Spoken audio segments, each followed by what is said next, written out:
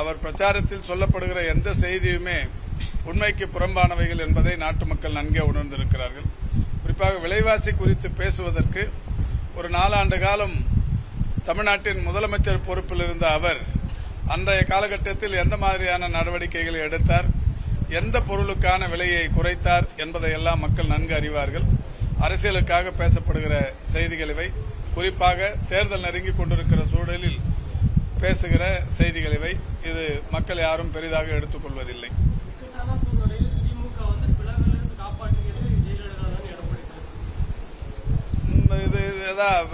இது மாதிரியான ஒரு ஆதாரமற்ற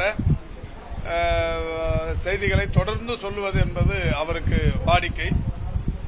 ஜெயலலிதா எல்லா அரசியல் இயக்கங்களின் பிளவுக்கு காரணமானவர் என்பதை அனைவருமே நன்கு அறிவார்கள்.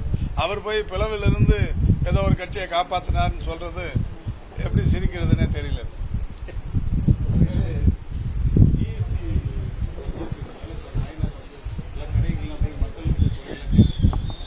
இல்ல, கடைக்காரங்கெல்லாம் திருப்பி கேட்கறாங்க, 8 வருஷமா நீங்க தானே அதை பண்ணீங்க, திரும்ப நீங்களா குறைச்சதா சொல்றீங்களா, இவ்வளவு நாள் கூடுதலா வசூல் பண்ணதுக்கு நீங்க தானே பொறுப்பு, அதெல்லாம் எப்போ திருப்பி கொடுப்பீங்கன்னு கேட்கறாங்க. சமூக நீதி தேர்தல் நேர சாயம் தான் அப்படின்ற மாதிரி அதே நைனா தான் இருக்கு.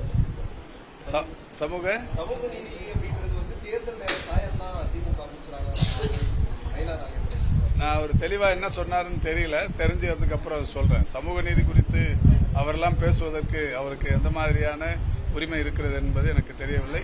என்றாலும் அவருடைய பேச்சு முழுமையாக தெரிந்து கொண்டு நான் இதுல இது சம்பந்தமா நிறைய முறை சொல்லியாகிவிட்டது. அடுத்த சனிக்கிழமை பேசுவாரு. அதான் இப்ப நான் அவர் தான் சொல்லிட்டாரு, அதே கருத்தை நான் திரும்பி சொல்லக்கூடாதுல்ல. பிளே ஸ்டோர் மற்றும் ஆப் ஸ்டோரில் இருந்து பாலிமர் செயலியை QR கோடு மூலம் பதிவிறக்கம் செய்யுங்கள். செய்திகளை உடனுக்குடன் பெறுங்கள்.